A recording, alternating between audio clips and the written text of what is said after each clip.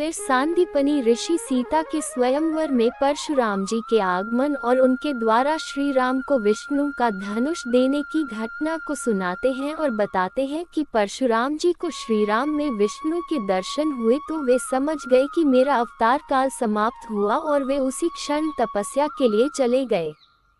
फिर सांदीपनि ऋषि भगवान श्री राम के जन्म, बचपन और उनके गुरुकुल जाने तक की कथा सुनाते हैं। गुरुकुल में राम, लक्ष्मण, भरत और शत्रुघ्न को गुरु वशिष्ठ तत्व ज्ञान की शिक्षा देते हैं। शिक्षा पूर्ण करने के बाद चारों भाई अयोध्या लौट आते हैं। फिर सांदीपनि ऋषि बताते हैं कि उन्हीं दिनों महान ऋषि विश्वामित्र एक महान यज्ञ कर रहे थे।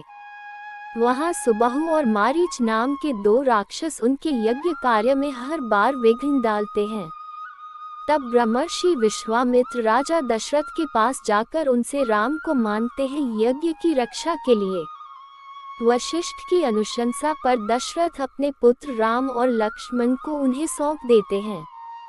फिर राम और लक्ष्मण उनके आश्रम में जाने के मार्ग पर पहले ताड़का का वध कर देते हैं। फिर राम को विश्वामित्र अपनी शक्तियों से दिव्यास्त्र देते हैं। बाद में सुबाहु और मारीच का वध कर देते हैं।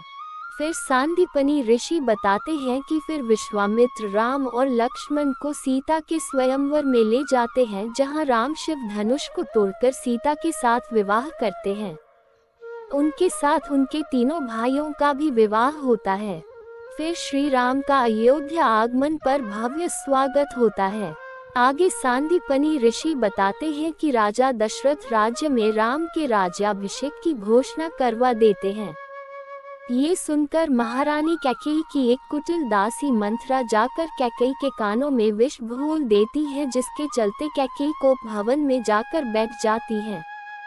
वहां राजा दशरथ आते हैं तो वह उनको देवासुर संग्राम में उनका साथ देने के एवज में वह बताती है कि आपने मुझे कई भी 2 वर मांगने का कहा था।